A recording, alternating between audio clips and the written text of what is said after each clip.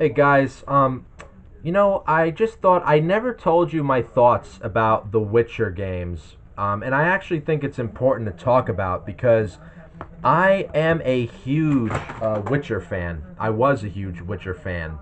I read the novels.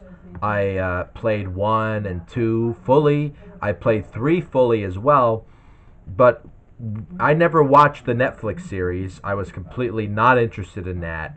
Um, I when I saw that they picked Henry Cavill to play Geralt of Rivia, like this was before it even came out on Netflix, I said right away to myself, Henry Cavill is not Geralt of Rivia.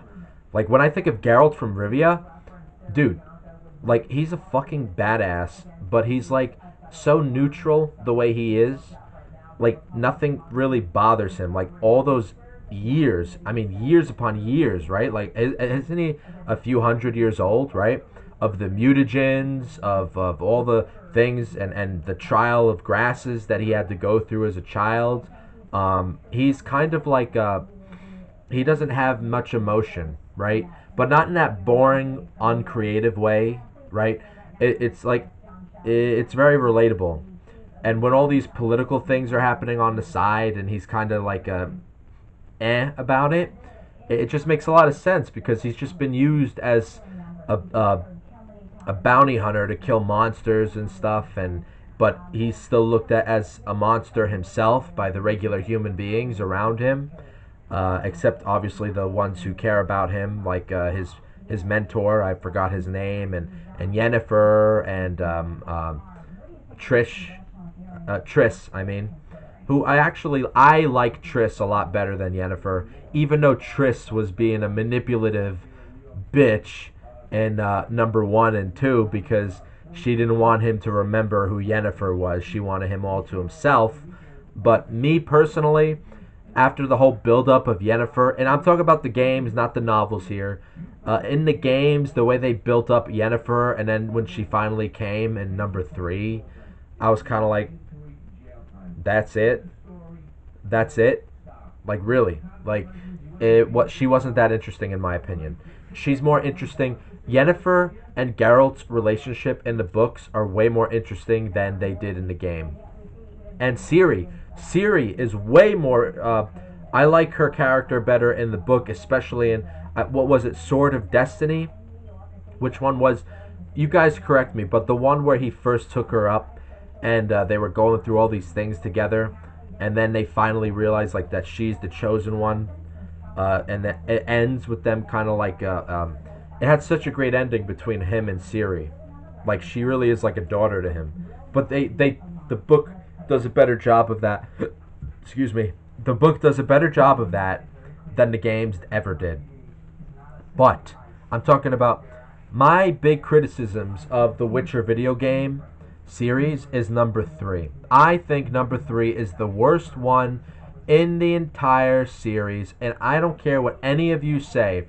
And I know for a fact that all of the people who said that Witcher 3 was so amazing, and there were a lot of people who played all the games and they love 3. I'm not saying that they don't exist. But I noticed a lot of people who were saying how great Witcher 3 was didn't even play Witcher 2 or Witcher 1. Now, Witcher 1 is a bit more understandable because it is a tough game to get working on your PC a little bit, and the controls are not the best. But in my opinion, Witcher 1 is the best out of the 3. But Witcher 2 is right next to Witcher 1, don't get me wrong. But Witcher 3, it doesn't even compare. It can't even shine the shoes of 2. So it can't even kiss the ass of 1. So all the people who are praising Witcher 3, none of them played 2 or 1. And I'm like, I don't, I mean, look, I don't want to sound hypocritical because I might be doing the same thing when I'm talking about Metroid Prime 4 Beyond. Didn't play 2 or 3, not a big fan of the Prime series, and I'm just jumping in number 4 and I'm enjoying it, but I'm not saying it's perfect, I'm not praising it to death. I'm enjoying it though. but I will admit that I didn't play the last ones, and I'm going to now.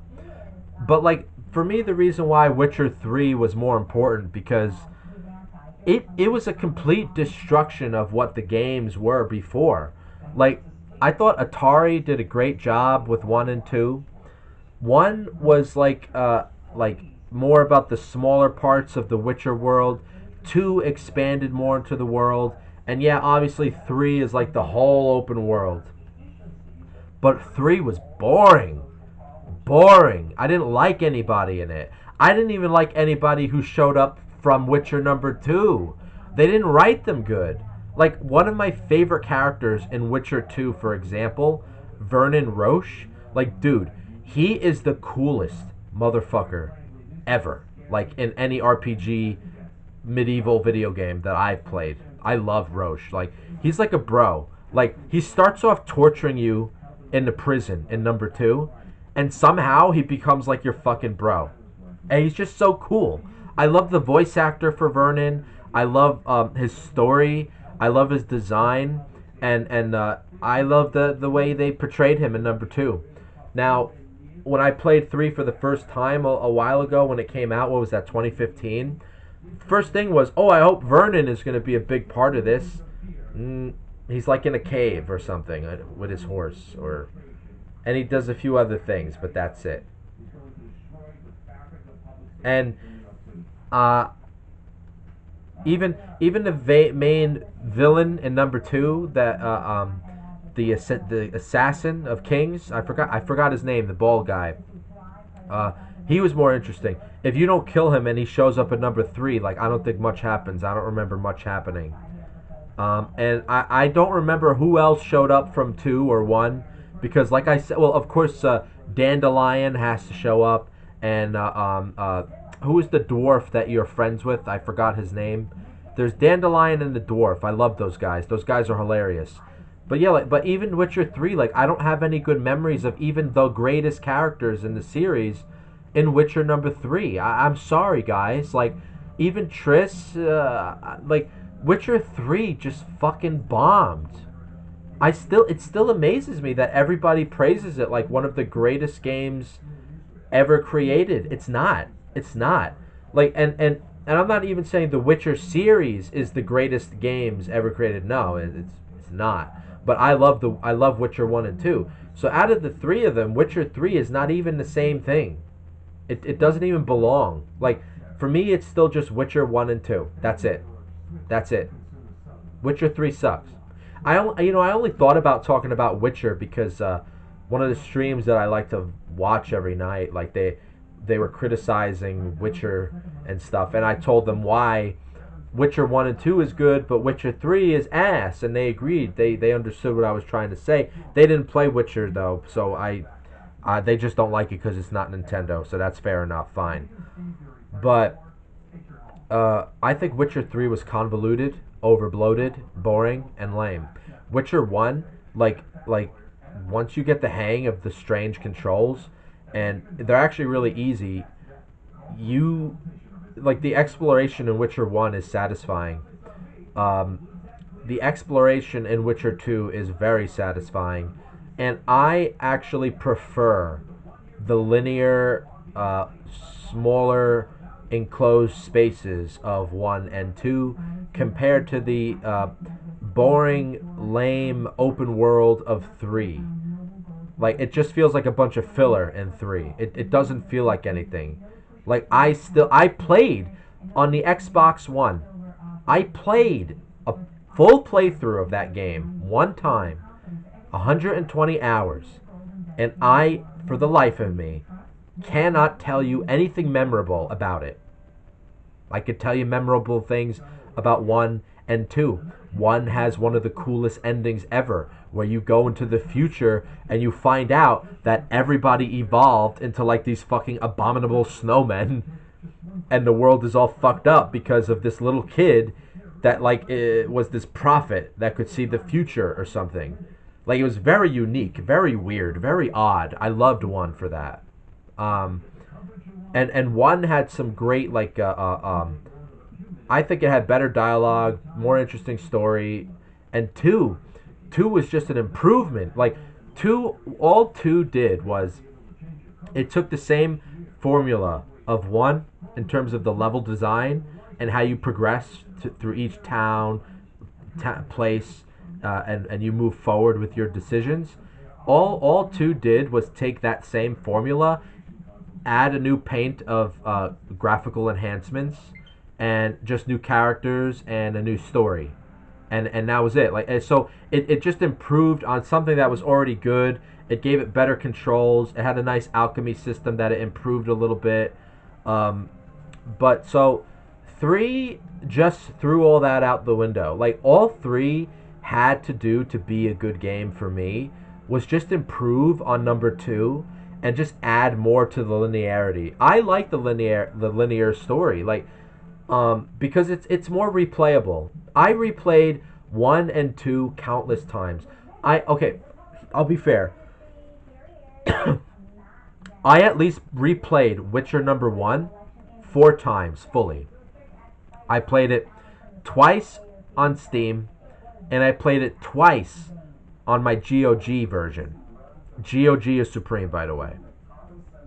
Witcher number two, I played once on Steam, but I played it 5 times on the Xbox 360 because I played it twice on the 360, and then when it was on the Xbox One, I played it 2 more times, and then on the series, I played it 1 more time. I played Witcher 2 on dark mode, everything. Like, I loved Witcher 2. Loved it. Now, even though I said before that Witcher 1 is superior out of all three, I did play 2 more, obviously. But the reason why Witcher 1 is supreme was because I give it this. It came out in 2007. It only came out for the PC, and it had a strange engine to it. So it was a very limited project, like very, very limited, and it didn't have a big audience at the time. So for the limited resources that they had, Witcher 1 is an amazing, beautiful feat. I respect that game for that very reason. So for number two just perfects it. Number two just streamlines and makes the problems of one and the wonky things of one and just streamlines it for the 360, and it makes it into a replayable beast. 3, I played it once and I was like, I'm not playing that again. I had no inclination to ever go back to Witcher 3. Now, I almost was tempted to do it because I got it for sale for like $10 on the Switch one time. And even with that, I have never touched it. I know, it's a waste. Like, there's just nothing about Witcher 3 that makes me say, I want to play it again. I'm sorry. I hate the open world formula. I with few exceptions out there, but mostly it's boring, it's lame, it's uncreative. Like the level select linear stuff, a more designed focused experience is what I'm mostly about now. Now, you're going to say, "Oh, but you like Pokemon ZA. That's open world." Yeah, but dude, did you see the open world? It's not that complicated, and it's pretty simple, and it still feels tight.